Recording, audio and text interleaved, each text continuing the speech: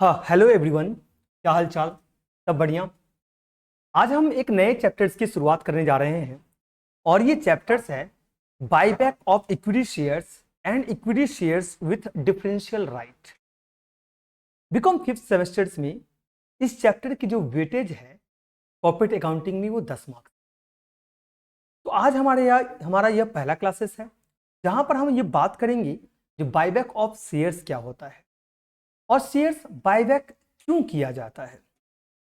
सबसे पहले तो मैं आपको यह बताना चाहता हूं बायबैक ऑफ इक्विटी शेयर्स का मतलब है कंपनी खुद की शेयर्स को मार्केट से परचेज कर लेता है। यानी जब कंपनी को फंड की रिक्वायरमेंट होती थी, यानी जब कंपनी को पैसे चाहिए था तो उस वक्त में उसने शेयर इशू किया था। अब जब कंपनी के पास में सफिशिएंट कैश अवेलेबल है तो कंपनी उसी शेयर्स को वापस ले ले। यानी buyback of shares means purchase of its own shares by a company. अब थोड़ा सा इसके आगे बात करते हैं। इंडिया में 31 अक्टूबर 1998 तक इक्विटी शेयर्स का बायबैक अलाउड नहीं था। मैं रिपीट कर रहा हूं, इंडिया में 31 अक्टूबर 1998 तक इक्विटी शेयर्स का बायबैक अलाउड नहीं था। उसके बाद सेक्शन 77A 77AA और 77B,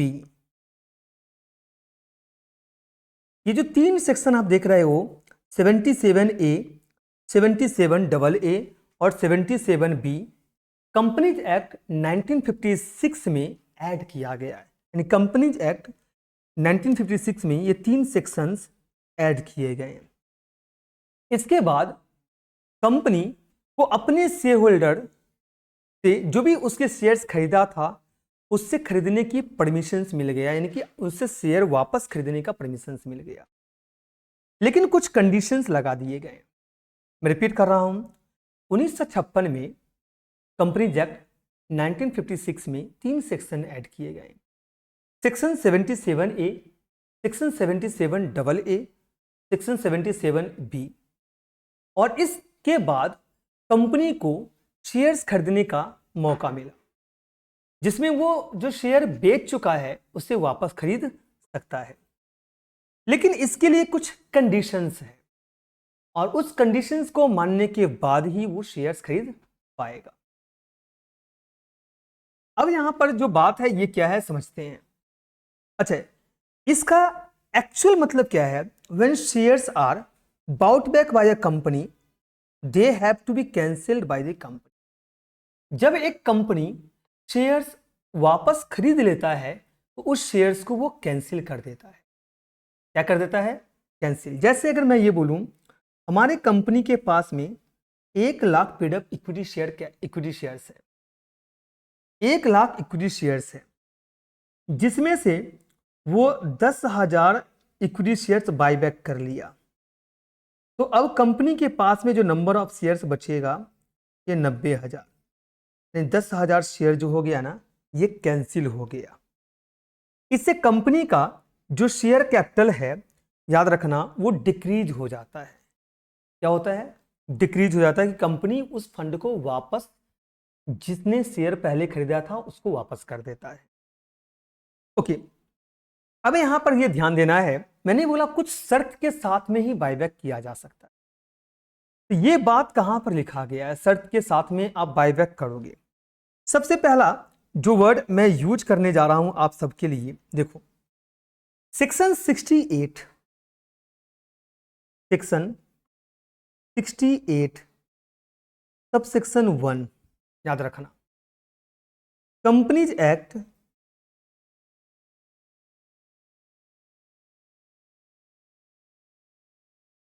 2013 के अनुसार जो बायबैक करने की तरीका है ये बोल रहा है सेक्शन 68 सब सेक्शन 1 के अनुसार कंपनी एक्ट 2013 में जो बायबैक करने का तरीका है, इसके लिए सबसे पहले हमें आर्टिकल ऑफ एसोसिएशन में मेंशन करना पड़ेगा। आर्टिकल ऑफ एसोसिएशन में हमें बताना पड़ेगा। सर ये क्या होता है? जब एक कंपनी इनकॉर्पोरेशन होता है, यानी जब एक कंपनी की इनकॉर्पोरेशन होता है तो उस वक्त दो बुक्स मेंटेन किए जाते हैं, बनाए जाते हैं। एक है आर्टिकल ऑफ एसोसिएशन, दूसरा है मेमोरेंडम ऑफ एसोसिएशन।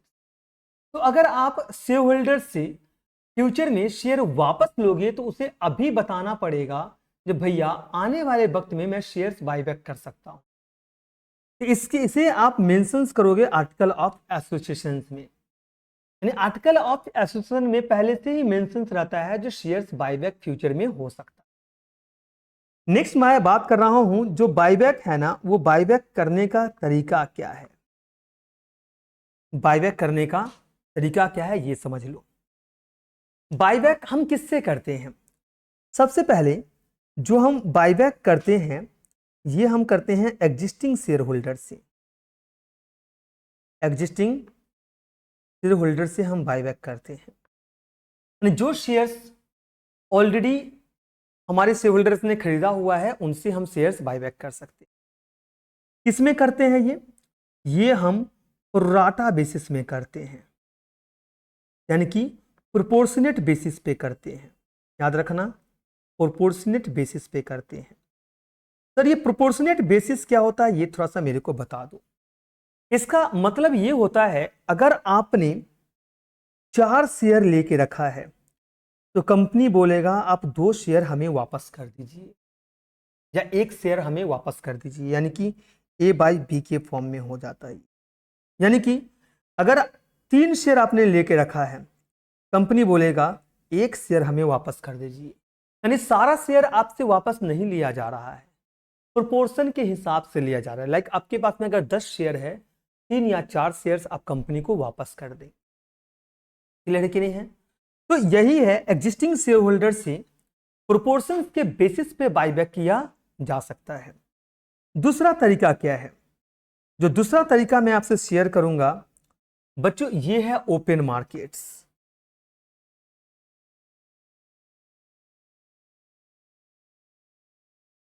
यानी कि कंपनी ओपन मार्केट से शेयर खरीद सकती है, डायरेक्टली आपको ऑफर दे सकता है और दे करके शेयर वापस ले सकता है।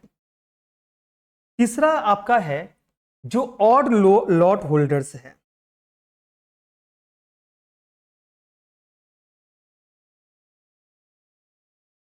सर जिनके पास थोड़ा सा शेयर है, जिनके पास, ऑड का मतलब होता है थोड़े से शेयर्स, जिनके पास थोड़ा सा शेयर्स है उनसे खरीदा जा सकता है। चौथा है जो इंप्लॉई को कंपनी ने ईसॉप देकर के रखा है। कंपनी क्या देकर के रखा है? ईसॉप। ईसॉप का मतलब होता है employee stocks options and purchase scheme, जिसके जरिए कंपनी बहुत सस्ते दाम पे शेयर्स इंप्लॉई को देता है ताकि वो कंपनी ना छोड़े। जिनको ईसॉप या स्वेट इक्विटी दिया है ना, उनसे वो शेयर्स वापस ले लेता है। तो कितने तरीके हैं बायबैक करने का? पहला तरीका है एग्जिस्टिंग शेयर होल्डर से, किस बेसिस पे? प्रोराटा बेसिस पे, यानी कि प्रोपोर्शन बेसिस पे। दूसरा है ओपन मार्केट से। तीसरा है ऑड लॉट, जिनके पास में थोड़े से शेयर्स हैं उनसे वापस ले लेंगे। चौथा है इंप्लॉय से, इनसे हम वापस ले लेंगे। क्लियर है कि नहीं है? यानी ये तरीका है बायबैक करने का। ओके, तो ये तरीका है क्या करने का? बायबैक करने का।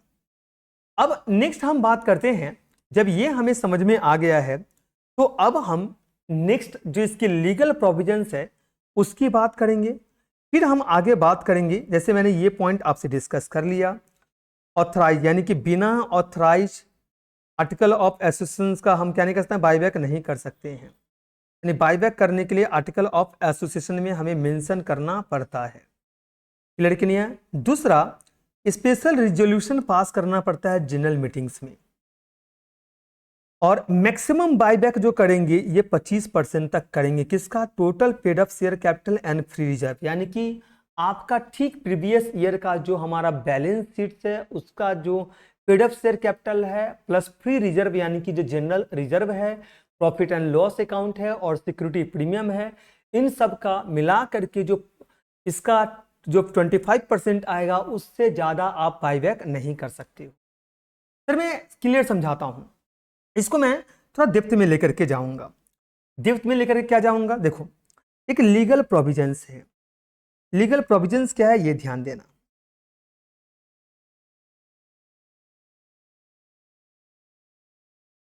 लीगल प्रोविजंस मेंशन किया गया है 77A, सेक्शन 77A, 77AA और 77B। इनके अकॉर्डिंग्स जो हमारा मैक्सिमम नंबर ऑफ शेयर्स जो हम बाईबैक करेंगे, मैक्सिमम नंबर ऑफ शेयर्स जो हम बाईबैक करेंगे वो 25% तक ही कर सकते हैं as per latest balance sheets. जो हमारे पास में लेटेस्ट बैलेंस शीट्स है उसके हिसाब से मैक्सिमम बाईबैक करने का जो परमिशंस है ये 25% तक है। यानी एक फाइनेंशियल ईयर में 25% तक शेयर्स बाईबैक हो सकते हैं जो कंपनी ने इश्यू किए हैं as per latest balance sheet. यानी कि एक फाइनेंशियल ईयर में मैक्सिमम 25% तक ही बाईबैक हो सकता है। कितना हो सकता है बाईबैक? 25% तक ही हो सकता है। नेक्स्ट जो दूसरा हम बात करते हैं, ये मैक्सिमम नंबर ऑफ शेयर्स की बात किया। अब मैं बात कर रहा हूं मैक्सिमम अमाउंट की। सर मैक्सिमम अमाउंट क्या होता है ये बता दो। बायबैक के लिए जो मैक्सिमम 25% तक पैसा खर्च हो सकता है उससे ज्यादा नहीं खर्च हो सकता है। जो किसके बेसिस पे होता है, ये होता है इक्विटी शेयर्स के बेसिस पे। याद रखना, इसके बेसिस पे, इक्विटी के बेसिस पे होता है। यानी कि आप सिंपल वर्ड रखना, सेबी यानी security exchange board of India के हिसाब से मैक्सिमम 25% तक ही बाईबैक किया जाएगा। लेकिन जो भी बाईबैक किया जाएगा अगर 10% से ज्यादा बाईबैक होता है तो हम एक जनरल मीटिंग बुलाते हैं और उसमें स्पेशल रिजोल्यूशन पास करते हैं, यानी कि शेयर होल्डर से सहमति लेते हैं। दूसरा, जब 25% तक बाईबैक होता है तो कंपनी जो है ना वो बोर्ड मीटिंग भी बुलाता है और बोर्ड रिजोल्यूशन भी पास कर सकता है बाईबैक करने के। ये भी याद रखेंगे। नेक्स्ट, मैंने बोला मैक्सिमम अमाउंट जो होगा वो इक्विटी शेयर्स बेस के हिसाब से होगा। तो आप ये समझो जो इक्विटी बेस क्या होता है। इक्विटी बेस जो है ये क्या होता है, ये होता है equity share capital plus preference shares capital. Equity share capital plus preference shares capital, यानी कि maximum number of equity shares can be bought back in any financial year जो है वो 25% होगा। कितना होगा? 25% होगा। मैं रिपीट कर देता हूं, आप लोग लिख भी लेंगे। मैंने पहला कंडीशन में रिपीट कर देता हूं, maximum number of equity shares that can be bought back.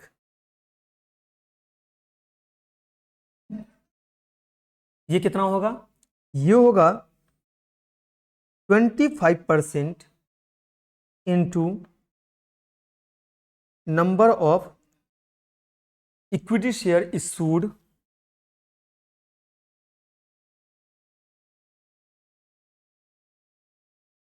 As per latest balance sheets. यानी maximum number of equity share जो बाईबैक किया जाएगा 25% into number of equity share issued, यानी जो लेटेस्ट बैलेंस शीट है उसमें जितना पेड ऑफ इक्विटी शेयर्स है उसका 25% तक ही बाईबैक किया जा सकता है। ये पहला कंडीशन है। दूसरा सर मेरे को बताओ। दूसरा है मैक्सिमम अमाउंट। मैं किसकी बात कर रहा हूं? Maximum amount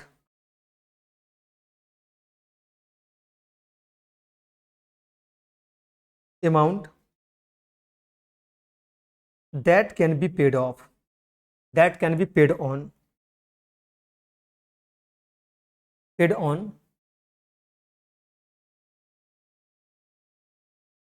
buyback in any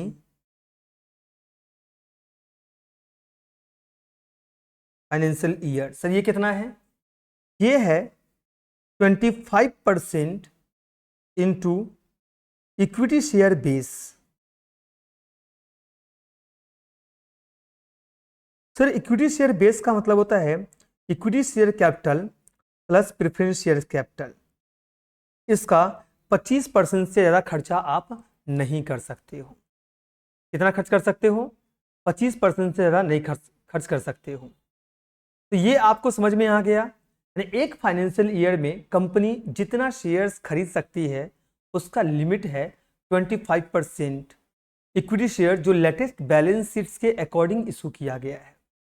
अब मैक्सिमम जो एक्सपेंडिचर्स होगा, जो पैसा बायबैक पर खर्च किया जा सकता है, उसका लिमिट है 25% ऑफ इक्विटी बेस। यानी इक्विटी बेस का मतलब होता है equity share capital plus preference share capital plus divisible profit. Divisible profit यानी कि हम बात कर सकते हैं वो प्रॉफिट जहां से किसी भी फंड को यूज किया जा सकता है, लाइक जनरल रिजर्व हो गया, प्रॉफिट एंड लॉस अकाउंट हो गया और सिक्योरिटी प्रीमियम हो गया। तो इसका 25% तक ही खर्च कर सकते हैं, उससे ज्यादा खर्चा नहीं कर सकते। तो ये याद रखना। इक्विटी बेस आपको समझ में आ गया। अच्छा, तो मैं एक बार थोड़ा लिखवा देता हूं फिर से, इक्विटी शेयर्स या इक्विटी बेस बोल के लिखा देता हूं, आप लोग लिख लेंगे इक्विटी बेस, क्योंकि आप जब प्रैक्टिस करेंगे तो आपको कोई डाउट नहीं होना चाहिए। इसका मतलब होता है equity share capital plus preference share capital plus divisible profit minus miscellaneous expenditure. Miscellaneous expenditure जो बिजनेस को एक्सपेंशन करने के लिए जो हमने लॉस किया है, like preliminary expenditures not yet to be written off, discount on issue of shares, discount on issue of debentures, advertisement suspense account, is a part of miscellaneous expenditure। Equity share capital से add करेंगे preference share capital, add करेंगे divisible profit, उससे minus करेंगे miscellaneous expenditure. Divisible profit में आता है reserve and surplus, security premium वगैरह, capital reserve वगैरह भी बोल सकते हो। हालांकि जहां से हम प्रॉफिट दे सकते हैं डिविडेंड्स वगैरह के रूप में, या तो जहां से हम फंड को यूज कर सकते हैं। तो ये equity shares capital plus preference shares capital plus divisible profit minus miscellaneous expenditure, इसका 25% से ज्यादा हम खर्च नहीं कर पाएंगे। यानी कितना खर्च कर पाएंगे? 25% तक ही हम खर्च कर पाएंगे। नेक्स्ट कंडीशंस क्या है बायबैक का? आफ्टर बायबैक,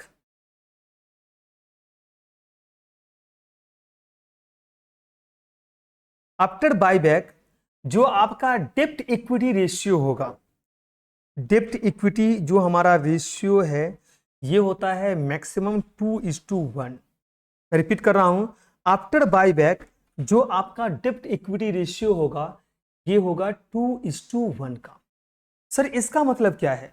मतलब कंपनी के ऊपर का जो कर्ज है वो इक्विटी बेस का डबल से ज्यादा नहीं होना चाहिए। सर नहीं समझ में आया। पोस्ट बायबैक, बायबैक की बात कर रहा हूं। मान लीजिए बायबैक के बाद आपके पास में 1 लाख का डिवेंचर है, यानी कि कर्ज है, और आपके पास में 50,000 का इक्विटी बेस है। इक्विटी बेस का मतलब equity share capital, preference share capital, divisible profit minus miscellaneous expenditure है। तो इसकी जो रेशियो निकल के आएगा ये 2:1, यानी आपका इक्विटी बेस का डबल से ज्यादा आपका कर्ज नहीं होना चाहिए। यानी कि आप ये समझ के चलो, अगर आपका इक्विटी बेस जो है बायबैक के बाद अगर 50,000 है तो आपके ऊपर जो कर्जा मैक्सिमम होगा वो 1 लाख का होगा। लेकिन अगर मैं ऐसा बोलूं बायबैक करने के बाद आपका इक्विटी बेस जो है वो 50,000 है, लेकिन आपका जो ये डिवेंचर है वो 1.5 लाख का हो गया, रेशियो बन गया 3:1। ये नहीं होना चाहिए। यानी कि आपका जो इक्विटी बेस है उसका डबल से ज्यादा आपके ऊपर कोई कर्ज नहीं होना चाहिए, तो ही आप बायबैक करोगे, अदरवाइज बायबैक नहीं करोगे। ये ध्यान देना। तो लैंग्वेज आपको पूरा समझ में आ रहा है कि नहीं आ रहा है? ये पूरा हमारा बायबैक का जो कंसेप्ट था ये क्लियर हो गया। नेक्स्ट मैं बात कर रहा हूं conditions for buyback. Next topic हमारा क्या है? Conditions for buyback. बायबैक के लिए क्या कंडीशंस हैं?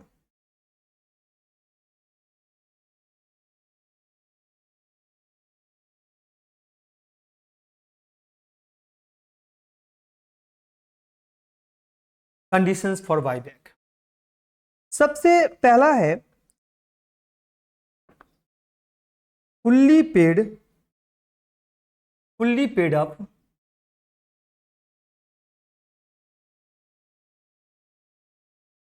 Equity shares. सिर्फ fully paid up equity shares buyback किया जा सकता है, पार्टली पेड अप शेयर्स को किसी भी हालत में बायबैक नहीं किया जा सकता। यानी जिस शेयर्स की पेमेंट नहीं हुई है उसकी बायबैक नहीं करेंगे, सिर्फ fully paid up equity shares का ही हम बायबैक करेंगे, partly paid up equity shares का बायबैक नहीं होगा। क्लियर कि नहीं है? ओके, अब यहां पर ये ध्यान देना, दूसरा है replacement of equity share capital.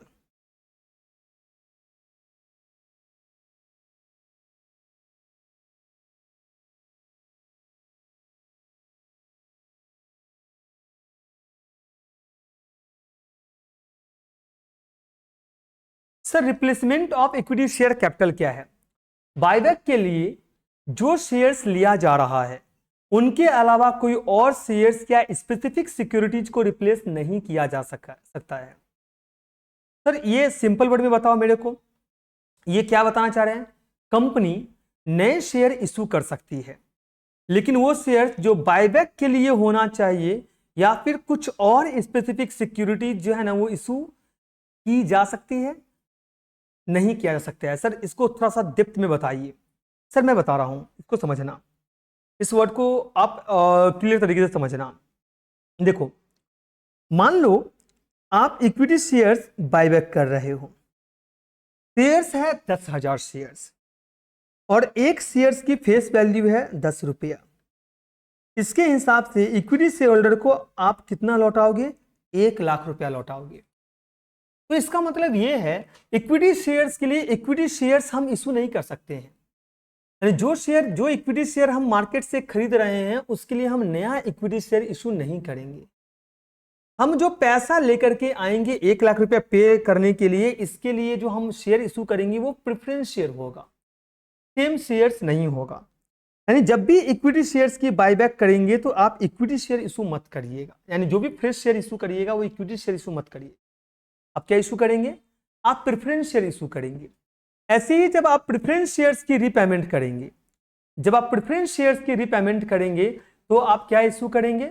Equity share issue करेंगे। यानी जब आपको इक्विटी शेयर्स की पेमेंट करना हो तो प्रेफरेंस शेयर इशू कर दीजिए, और प्रेफरेंस शेयर्स का पेमेंट करना हो तो इक्विटी शेयर इशू कर दीजिए। सेम क्लास का शेयर इशू नहीं किया जाएगा। अच्छा, ये तो हमें समझ में आ गया, सेम क्लास का जो शेयर्स है वो इशू नहीं किया जाएगा। ओके, अब यहां पर जब ये हमें समझ में आ गया तो नेक्स्ट जो टॉपिक्स आता है ये आता है सोर्सेस ऑफ बायबैक।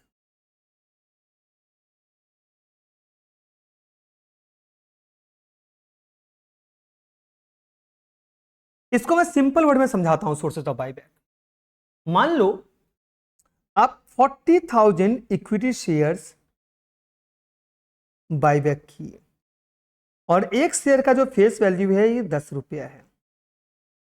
इसके हिसाब से आप शेयर होल्डर्स को 4 लाख रुपया पे करोगे। कितना पे करोगे? 4 लाख। अब ये 4 लाख कहां से लाओगे, कैसे पे करोगे? तो हम क्या कर देंगे ना, फ्रेश शेयर इशू कर देंगे, फ्रेश शेयर्स इशू कर देंगे। अब आपके दिमाग में आ रहा होगा सर ये फ्रेश शेयर्स क्या है जो हम इशू कर सकते हैं? जब इक्विटी शेयर्स बायबैक करते हैं तो फ्रेश शेयर जो इशू करते हैं ये प्रेफरेंस शेयर्स के रूप में होता है। तो मान लो मैंने 10,000 प्रेफरेंस शेयर इशू कर दिया, कैसे करके? 10 रुपया करके।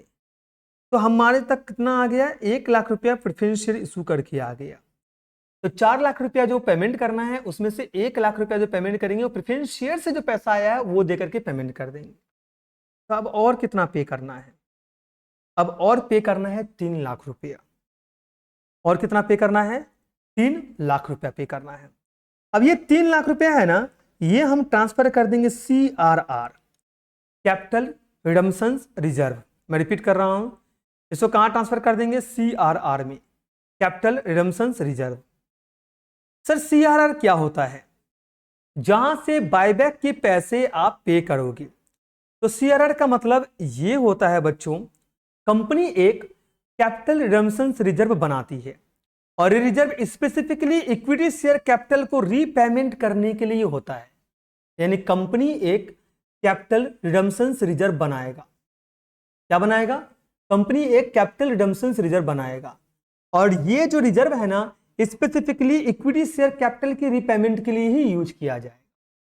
तो कंपनी ने सीआरआर बना लिया, लेकिन बात यही है, जैसे आप समझ लो आपके एक घर में एक कमरे में सामान पड़ा हुआ है और उस कमरे से सामान निकालते हो और दूसरे कमरे में वो सामान रखते हो। तो हमने क्या किया, एक जहां पर फंड फ्री रिजर्व के रूप में पड़ा हुआ है वहां से हम फंड निकालेंगे और सीआरआर में डाल देंगे। सीआरआर में क्यों डाल देंगे? क्योंकि कंपनी बोलता है ये जो रिजर्व है ये इक्विटी शेयर कैपिटल को रीपेमेंट करने के लिए ही सिर्फ यूज होगा। तो जो फ्रेश इशू ऑफ शेयर जो हमने किया था प्रेफरेंस शेयर्स, उसको पे करने के वो शेयर इशू करने के बाद जो फंड हमें और देने होंगे वो फंड कहां ट्रांसफर हो जाएगा? सीआरआर में।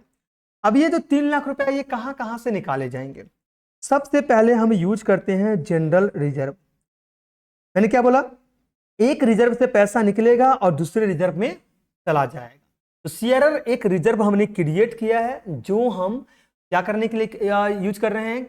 इक्विटी शेयर कैपिटल की रीपेमेंट के लिए यूज कर रहे हैं। जनरल रिजर्व से मान लो हमने 1 लाख रुपया निकाल करके दे दिया, फिर हमने यूज कर दिया profit and loss account. Profit and loss account से भी हमने कितना दे दिया? 1 लाख रुपया दे दिया। नेक्स्ट हमने यूज कर लिया सिक्योरिटी प्रीमियम और यहां से भी हमने कितना दे दिया? 1 लाख रुपया यूज कर लिया, तो नील हो गया। यानी ये याद करना, सबसे पहला सोर्सेस है आप फ्रेश शेयर इशू कर लो, दूसरा जो बैलेंस बचेगा उसे ट्रांसफर कर दो सीआरआर में, कैपिटल रिडम्पशन रिजर्व, जो सिर्फ इक्विटी शेयर्स कैपिटल की रीपेमेंट के लिए ही यूज किया जाएगा।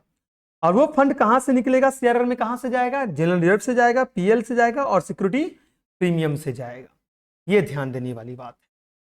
तो आपको यहां तक समझ में आ गया तो सोर्सेस क्या है बायबैक का, यानी बायबैक जो है उसका सोर्सेस क्या है, कहां कहां से फंड को यूज किया जा सकता है। तो दोस्तों आपको यहां तक समझ में आ गया है। देन हम अब नेक्स्ट चलेंगे। तो सीआरआर के कंसेप्ट अगर क्लियर है तो अब आगे चलेंगे और अब बात करेंगे हम जर्नल एंट्री का।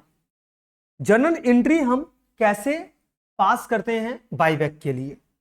हम 3 तरीके से एंट्री पास करते हैं।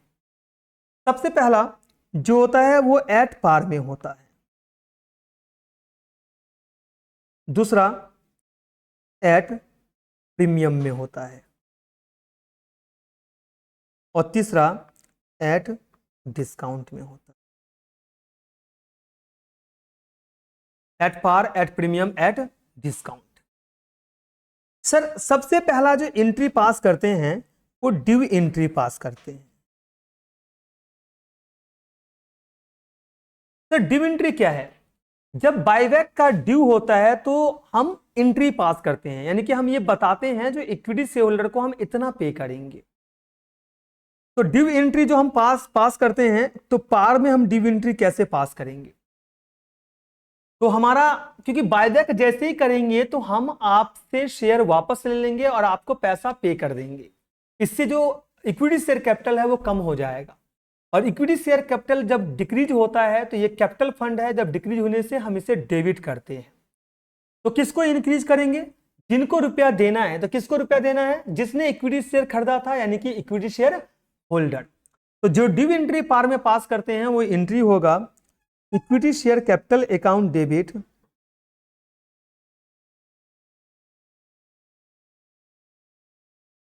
Capital account debit to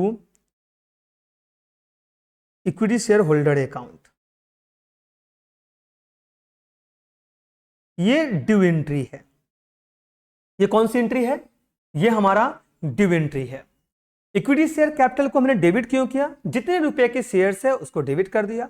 equity share holder को हमने क्रेडिट क्यों किया? जितने रुपए हमें देने हैं, हमने दिया नहीं है, जस्ट ड्यू एंट्री है। नेक्स्ट जो हम बात कर रहे हैं ये पेमेंट एंट्री होगा।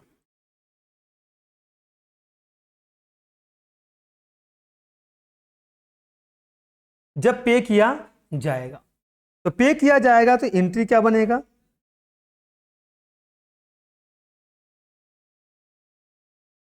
Equity share holder account debit to bank account. जिसको पे करना था, जितने रुपए देने थे, तो जैसे ही पे करेंगे लायबिलिटी डिक्रीज हो जाएगा। और पैसा कहां से पे होगा? बैंक से होगा। बैंक हमारा करंट एसेट्स है। एसेट क्या हो रहा है? कम हो रहा है, क्योंकि हमारा बैंक अकाउंट डिक्रीज हो रहा है। जब एसेट डिक्रीज होता है तो हम क्रेडिट करते हैं, और जब लायबिलिटी डिक्रीज होता है तो हम डेबिट करते हैं। जब एक्चुअल पेमेंट किया जाता है तो हम ये वाला एंट्री पास करते हैं, equity share holder account debit to bank account. और जो ड्यू होता है उसकी एंट्री क्या है? Equity share capital account debit to equity share holders account. और ये कब होगा? जब पार में होगा, यानी फेस वैल्यू 10 रुपया लिए हैं, 10 रुपया देंगे, तब ये एंट्री पास करेंगे। लेकिन अब हम बात करते हैं प्रीमियम में अगर होगा तो क्या होगा। अगर प्रीमियम में है तो जो ड्यू एंट्री हमारा होगा,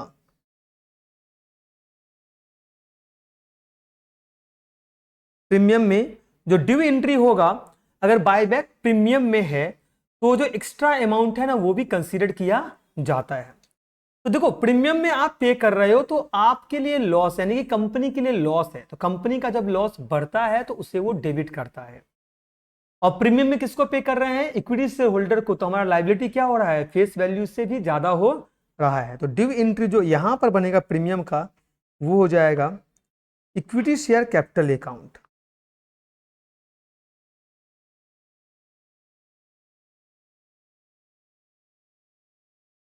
डेबिट प्रीमियम ऑन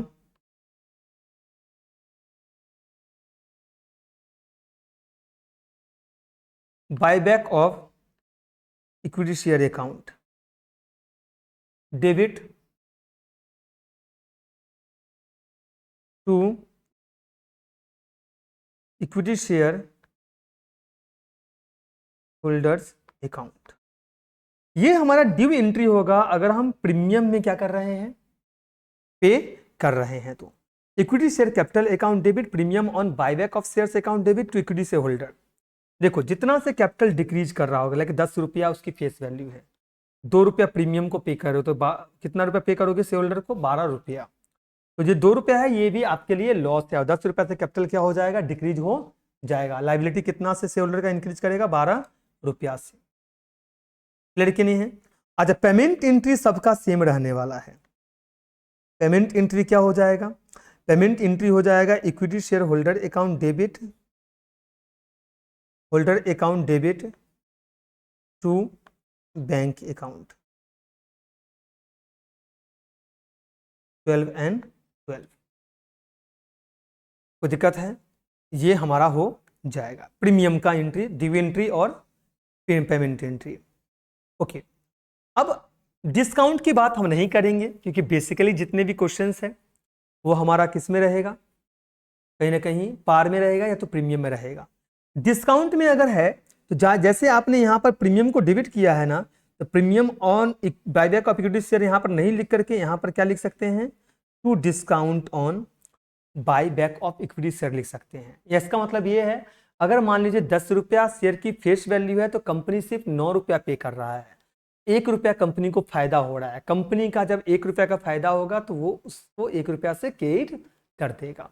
डिस्काउंट होगा तो क्रेडिट, और अगर प्रीमियम होगा तो डेबिट कर देंगे बायबैक के वक्त में। तो ये आपको समझ में आ गया? क्लियर है कि नहीं है? ओके, तो ये हमें समझ में पूरी तरीके से आ चुका है जो हम किस तरीके से बायबैक करते हैं। नेक्स्ट हम बात कर रहे हैं फिर से एक बार और, जो फंड है वो यूज कहां से होता है बायबैक करने के लिए? सबसे पहले तो हम fresh issue of preference share issue करते हैं। Fresh issue of preference share, same equity share issue नहीं कर सकते हैं। दूसरा, प्री रिजर्व से हम उसको राइट ऑफ करते हैं। रिजर्व का मतलब होता है जनरल रिजर्व, पीएल वगैरह, सिक्योरिटी प्रीमियम वगैरह, इन सब से हम क्या करते हैं? राइट ऑफ करते हैं। तीसरा, जब हम वही इक्विटी शेयर बायबैक कर सकते हैं जिसको हमने ऑथराइज किया है। कहां पर हमने ऑथराइज किया है? आर्टिकल ऑफ एसोसिएशन में, ये याद रखना। क्लियर कि नहीं है? अगर आपने आर्टिकल ऑफ एसोसिएशन में अपने ऑथराइज नहीं किया है तो आप बाईबैक नहीं कर सकते। होप सो अब आपको पूरी कंसेप्ट क्लियर हो गया होगा। तो ये हमारा बाईबैक का कंसेप्ट था जो मैंने आपसे पहली क्लास में शेयर किया। अब मिलते हैं अगले क्लास में। Thank you so much.